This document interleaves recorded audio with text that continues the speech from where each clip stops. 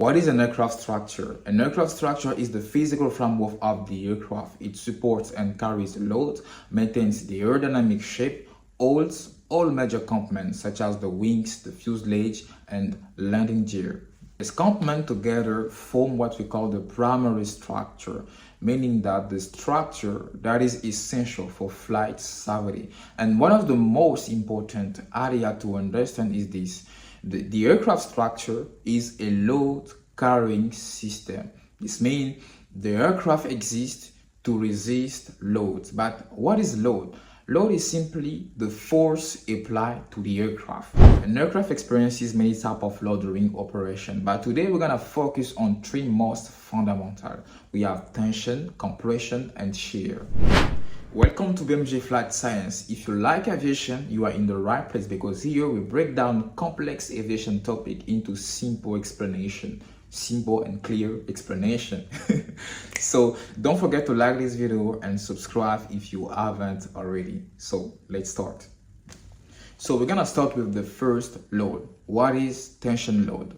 A tension load is the force that tends to stretch or pull apart a structural member.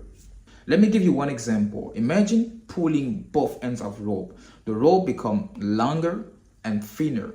That is tension. And in aircraft, tension appears in many situations. For example, the lower surface of the wing during flight experiences tension because it is being stretched by lift forces. And to resist tension, aircraft use specific structural elements that we call ties. These include control cables, tension rods, part of the lower wing structure. And these components are designed to resist pulling force without breaking. So what about compression load?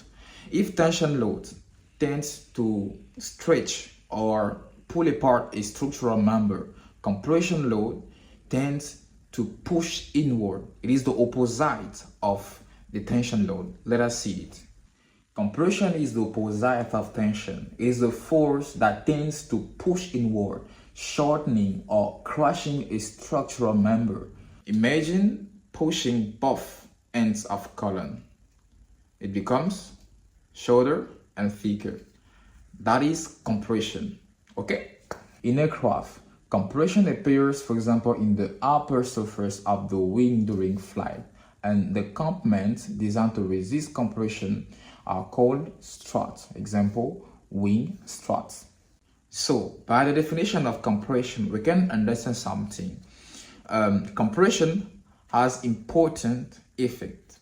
We have decrease in length, risk of crashing, and most importantly, buckling. What is buckling?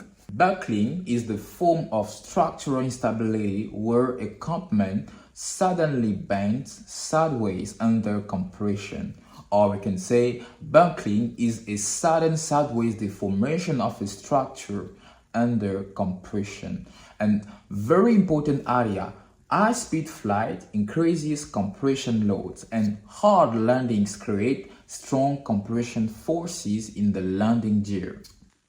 I forget to tell you something about buckling. Buckling can occur when material strength is exceeded, and there are two words that you must put in your mind. The first, we have bends, and the second, we have wrinkles. Don't forget it. A shear load is the force that tends to slide one part of a material over another parallel to the surface. Imagine cutting paper with scissors. That is a shear. And in aircraft structure, shear causes material to try to slide across each other. And to resist shear, aircraft use components such as rivets, bolts, pins, and so on. Shear. Shear. I like this word, but I don't know why I like this word. So shear commonly occurs in wing skin rivets, fuselage joints, and landing gear attachment. Shear is something like is extremely common because aircraft are made of connected parts, joints, rivet, and bolts. So wherever two parts are joined, shear exists. So to conclude, in reality, aircraft is never subjected to just one type of load. During flight, tension, compression, and shear all act at the same time. And this is the key area, is core roofing.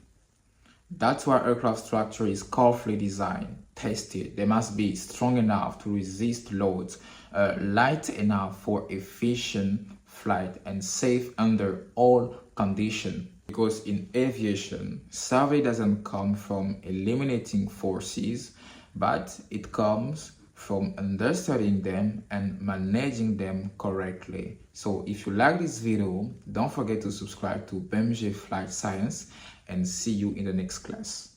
Bye.